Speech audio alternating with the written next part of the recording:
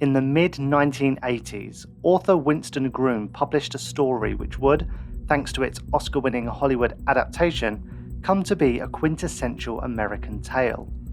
Forrest Gump's life zigzags around some of the most important moments in 20th century American history. But where's the line between fact and fiction? In this episode, we dive into a modern classic to answer the question, how accurate is Forrest Gump?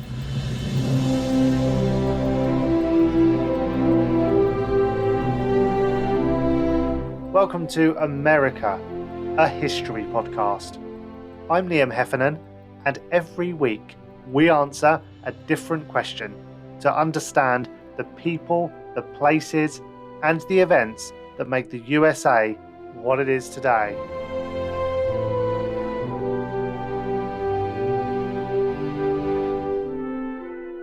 Joining me from the faculty today is Jon Mitchell, an Associate Professor of American Studies at the University of East Anglia. His interests are in late 20th century US culture with a particular interest in the representation of gender and sexuality. Jon, welcome to the podcast. Welcome, thank you. Yeah, great to have you here. And before we get started, as this is the first time our listeners have heard you, do give us a brief outline of who you are and what you do. Okay, well, as you said, I'm an Associate Professor of American Studies, largely looking at kind of cultural studies, not just history, not just literature, but the way that they kind of intersect, tell us stories about America, how it's been, where it is, where it's going, and about the kind of diversity and the wonderment of the nation as well, and obviously some of the problematics also too. So I tend to focus on gender and sexuality along with popular culture, particularly film and literature, moving from like the 1950s up to the present day. But I do tend to spend a lot of time in the 50s and 60s. Yeah, and film is an area that I felt like needed to be addressed in any podcast that looks at American history and culture. You know, Hollywood is such a big part of that, and there were so many places that we could start when we were sort of trying to look at certain like iconic American films. But Forrest Gump just felt like at the right place because it's sort of it's a love story, but it's really just sort of masquerading as a bit of a tour through the 20th century, which sounds a bit boring because I'm terrible at selling stuff. So let's start off by just what is it that you think it is about Forrest Gump that resonates so much? I think it's important to say at the outset before we get any deeper into it that it is a fun film. It's an enjoyable family fun film. Do you know what I mean? It is. It's just simply that kind of the outset. I mean, you know, lots of people love it because you love Tom Hanks. You know, kind of particularly people my age grew up with Tom Hanks through, you know, Money Pit, through Big, particularly those two movies, as well as the movies he did, rom-coms he did, doing the 80 Sleepers in Seattle, and so kind of he's a big draw here. But it is just that enjoyment. It is such a feel-good and positive and uplifting film. It has its dark moments, but even they do not overcloud the sense of positivity of the film. Yeah, it's a great watch, but it's also like really critically acclaimed as well. So there's something about it that just hits the mark, not just for, you know, family audiences and general moviegoers, but for critics and experts alike. Yeah, I'm sure there are many people out there who don't like it, but I think I when I talk to people about this movie, I think most people like it rather than not. I also can't believe it was 1994. It's really kind of aged me. I thought this was much later. This is about 1998 and 1999. I clearly remember it much later on, but you know, I think I went to the cinema to see this. So I know, 29 years ago now. Crazy. Shh, don't say that. Don't say that. I think even watching it now, it does retain a certain freshness as well. I think it's quite. Even though, as you say, it's a kind of romp through the 20th century, it is quite a simple tale in some ways. It doesn't get too bogged down, and obviously we'll come to that in a bit. It doesn't get too bogged down in the history side of this. You know, it is kind of a little bit tongue-in-cheek with the history. But it also reminds me, you know, it's a tall tale, isn't it? I mean, it's based on the idea of kind of the tall tale. So I'm thinking of, I forget the director's name, the film Big Fish. Sorry, I forgot the Batman director. I forgot his name in a minute. But something like Big Fish. Tim Burton, that's it. It's that sense of the wonderful, big, you know, tall tale, and the kind of I think that kind of folklorish nature of kind of sometimes of American storytelling that goes back to people like Washington Irving and kind of Rip Van Winkle tales, but it also runs a romp through things like Huckleberry Finn, Tom's Adventures of Tom Sawyer. So it has that sort of everyman folk tale kind of quality. I'm thinking as well of Homer Simpson in The Simpsons. And obviously, The Simpsons was designed initially around Bart Simpson, but obviously Homer becomes a much bigger hero because he has that everyman quality. If you think of what Forrest Gump does, but if you think over the 30-odd years what Homer Simpson has done as well, you find sort of similar kind of parallels of his engagement with American history. So it is that kind of everyman quality that's taken here in Forrest Gump as a positive. If you look at something like Death of a Salesman, the idea that everyman is a bit more, it's a darker tale. It's a tale of kind of loss and failed hope, failed dreams. But here in Forrest Gump, as with something like The Simpsons, it's more, it's not without being critical, but it's more of a kind of an upbeat aspect. Yeah, and it's an interesting comparison. I don't think I've ever heard anyone compare Homer Simpson to Forrest Gump before, but I think the difference to me is that there's a clear fictionalization with The Simpsons because it's animated. It takes you into another world that isn't quite the reality that we know. Forrest Gump is a bit different because it's kind of partly mythicizing these, historical moments in American history, but it's really playing with the truth a bit because of how it does it. Anyone who's listening to this and hasn't seen the film, there's certain scenes where Forrest Gump is projected into scenes alongside presidents and famous figures. So it gives that illusion of truth almost. So where do you think that responsibility is with filmmakers and artists to portray historical events accurately? I think that's become such a big question, especially with the advancements in AI, isn't it? I mean, I think I'm not saying Forrest Gump was the first, but that sort of sense of putting people where they didn't originally exist, it's one of the first examples I can think of. I think we have to allow for certain levels of poetic license, certain levels of creativity. We could get quite philosophical here. You speak about the truth as if, it's some kind of absolute, or history as if some kind of absolute. And I think that's something that we have to think about, that, sticking with history rather than truth, because, that gets us, a little bit more navel-gazing. But we have this kind of sense of history, and hopefully my historian colleagues won't crush me for this, but we have this sense of history as kind of, there is this factual base to it. It's a series of facts. And that's what history is. But facts on their own are kind of boring.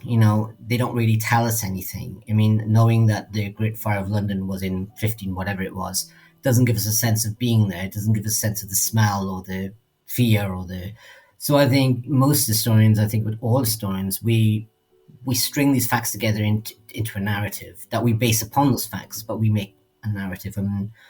I think we also have an idea of history that, it's, the great man view of history, where it's about wars and about generals but I think, and this is something that Forrest Gump is playing with, it's also about people living everyday lives. We are living history as we speak, and we are constantly engaging with the kind of making it up in the fabrication storytelling, I suppose, is what I'm saying. All history is a kind of an aspect of storytelling.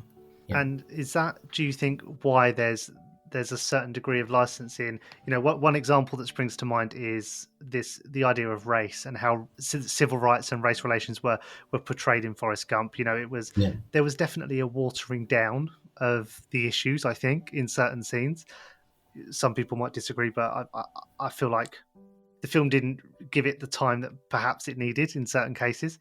And I guess my question is, do you think that that's okay? Because as you kind of alluded to, history and the truth is subjective. There's an interpretation to it, and we're seeing this from Forrest's perspective. I think the importance of dealing with history is about sensitivity. I think the further back with history you go, I think the more license you can probably take. But there are people, still living from these periods of time, like civil rights or the Vietnam War, and there are people still experiencing the legacies of these things. With our current sensibilities, I think to have a film like Forrest Gump with a very, very strongly white male lead taking this romp or tour through American history, can seem insensitive in that sense. I don't know if that's the intention of the film.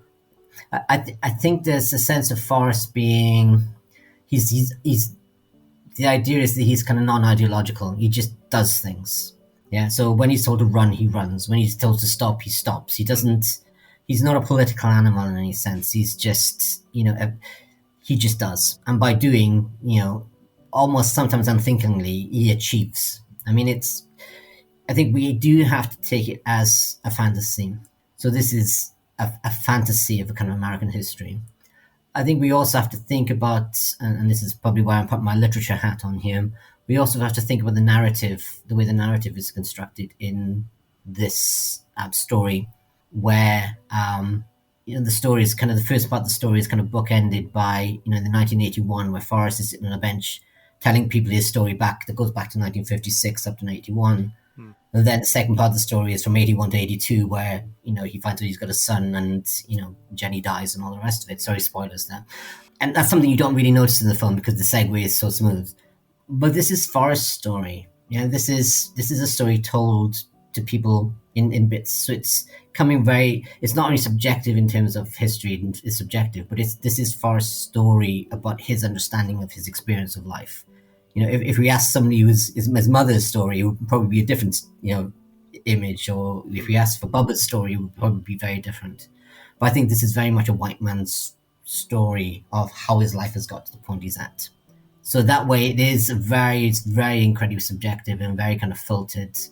If you think about it just as a film, then it does give very short shrift to both problematic short shrift to the civil rights movement and to the Vietnam War. Vietnam becomes, as it does in most kind of films about Vietnam, or Vietnam itself as a country and as a nation with people kind of becomes invisible. It becomes the GI story, as most Vietnam War Vietnam War films become. So it's problematic in that. But I think it's that point of being there, and I think there's a bit of a whitewashing going on here, that kind of America is not some, this is dark moments in American history, but there were some wonderful bright spots. So when you have the George Wallace kind of stand against the kind of the integration of the schools, suddenly, you got this white man handing, a black girl her book back. It's trying to, I suppose, in its own maybe limited way, kind of break that binary between black and white, say that it wasn't, this was a particular political moment, but not every American was thinking like this.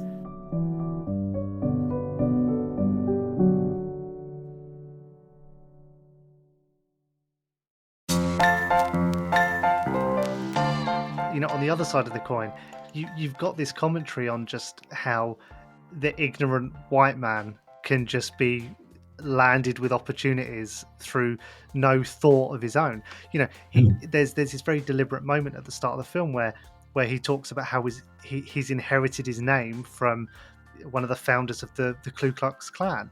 And he doesn't pay much thought to it. In fact, in his very naive way, he just talks about them as these people that put capes on and ride around playing games almost.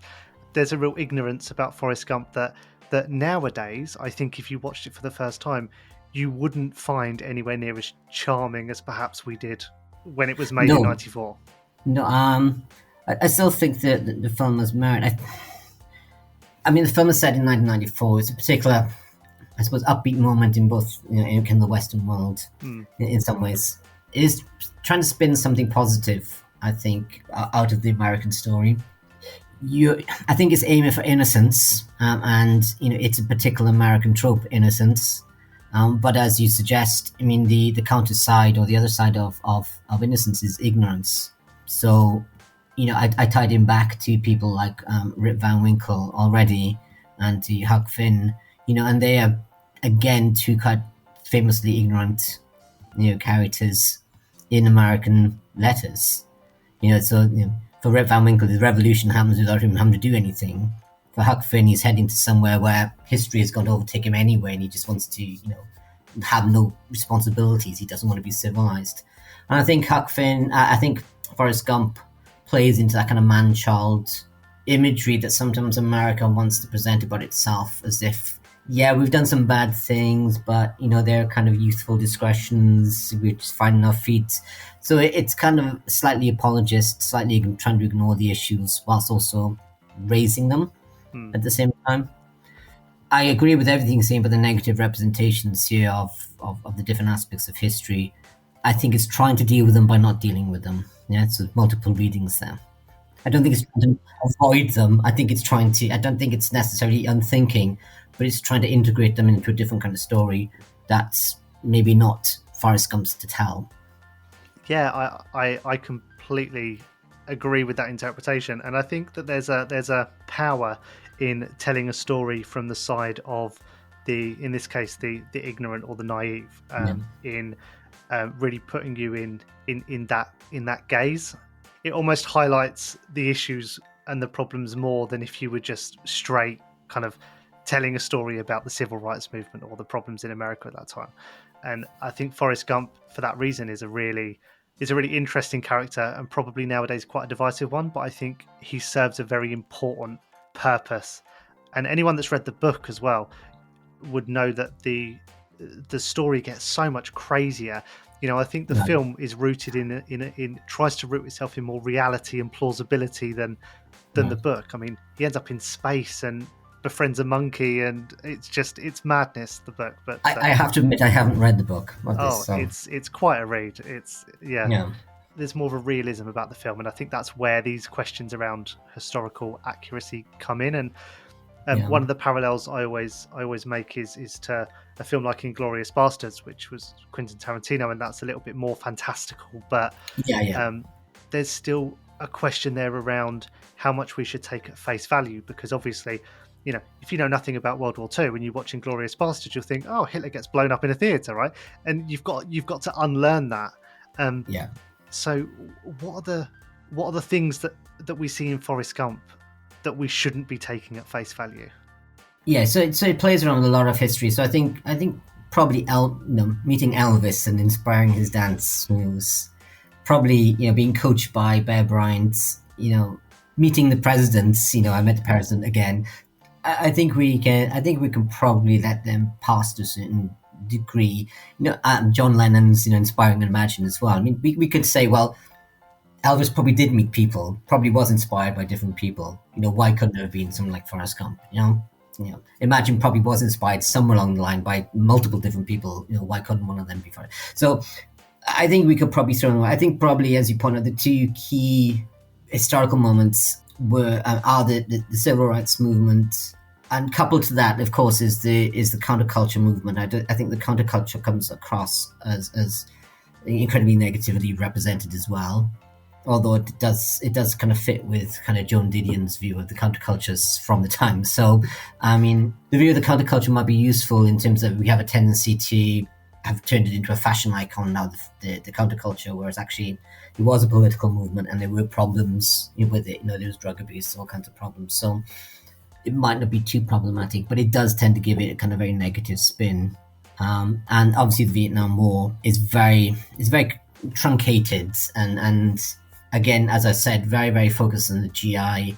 What I like about the Vietnam War section is that it's almost a kind of corrective, I don't want to say corrective, a little bit of a remedy or an attempt at a remedy to kind of those, mission and action films in the 1980s, kind of the Chuck Norris type films, or even kind of the Rambo type films where, it's all about patriotism and heroism, whereas Forrest Gump saves everybody because he doesn't know how to stop. He's not doing it for any kind of noble mission. He just doesn't know how to stop saving people. But what I also think is really, really important about the Vietnam part of the film is Bubba is introduced and Sergeant Dan is introduced. And I think those two characters provide some sort of humanity that they otherwise wouldn't have been able to convey in a fairly short amount of film. But I also think it's really interesting that Bubba dies. He's the sacrifice. And it's this tale of how the marginalized, the non-white tend to be the victims in this scenario, and always have been the victims of American history, right? Again, I suppose what I'm trying to say is this film is constantly speaking with kind of multiple voices, some of them good, some of them bad. In a lot of Vietnam War movies of the 80s, it does feature one or two black characters who are usually kind of incredibly stereotyped. I think there is a humanity to Bubba, and it represents, so many of the GIs in the Vietnam War would have been Black Americans. I mean, it doesn't quite capture that sense of it, but on the other hand, you say it's the interracial pairing that Leslie Fiedler points out in the 1960, going back to Huck and Jim, or going back to the Deerslayer novels of Fenimore Cooper. It's the kind of it's the pairing of the kind of the white, usually child or man child, with the guide, kind of the racially othered. Sorry, I'm doing inverted commas, rabbits here. Obviously, nobody can see that. And you can move that into the 80s with films like Lethal Weapon as well. But you're right, there's a sense that Bubba has to be the sacrifice. And this is problematic because Bubba has to be the sacrifice so that Forrest later on could be the bigger man by giving Bubba's wife his portion of the business, where he didn't necessarily need to do that. So it does kind of give Forrest that kind of white savior kind of mantle.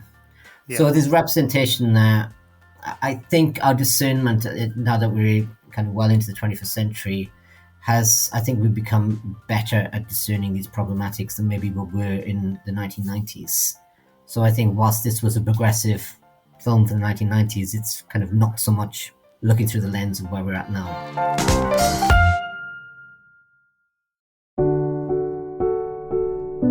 You obviously touched on Forrest Gump as a white savior, but I think there's also questions around Forrest Gump as a male savior, because there's very few female characters in Forrest Gump, and those that are in the film are kind of used as tools to or pawns, I should say, for Forrest Gump to save in one way or another.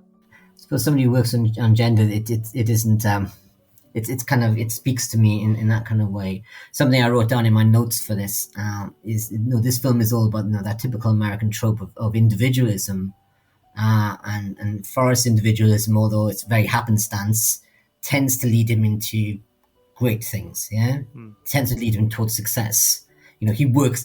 He's got that indirectly kind of Protestant work ethic where he puts in the labor. He's really kind of busy, really active. He runs when he's in the sports. He can do the ping pong. He fights when he's told to fight in the army, whatever. He has that kind of work ethic.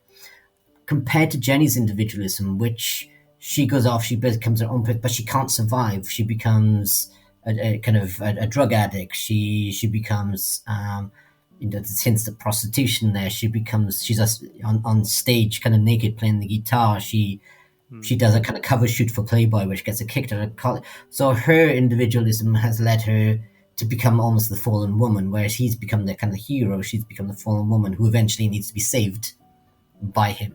Yeah, and you could say the same about Forrest's mum as well. At the start of the film, she's a single mum, and she's trying to get Forrest a place in a school, and she has to prostitute herself in order to bribe the guy to let him in.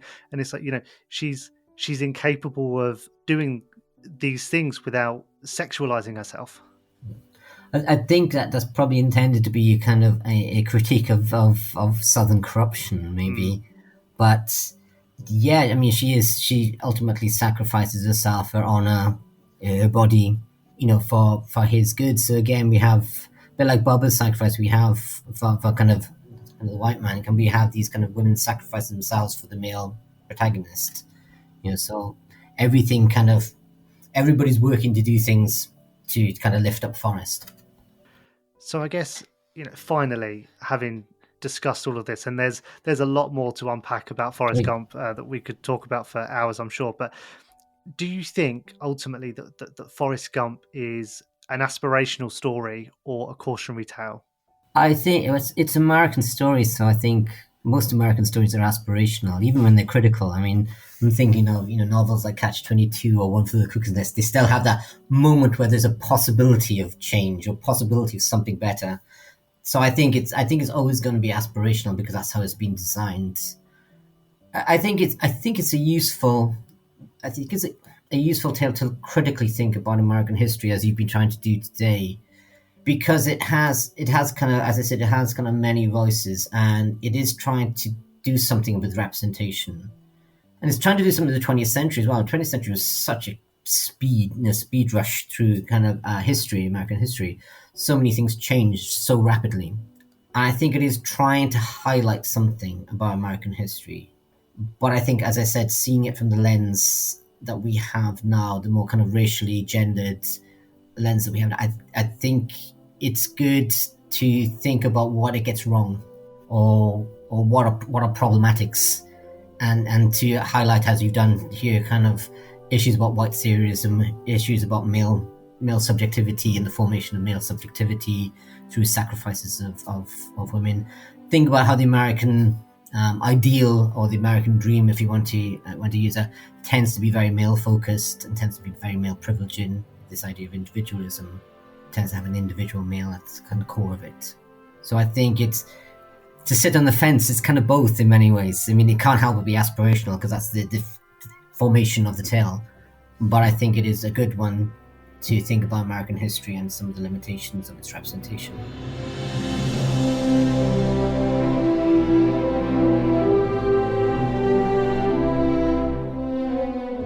This episode of America, a History Podcast, was produced, hosted, and edited by me, Liam Heffernan. A special thanks to our guest this week, Jon Mitchell, and if you want to find out more, check out the resources in the show notes. Also, don't forget to follow us wherever you get your podcasts and spare a few seconds to leave a review.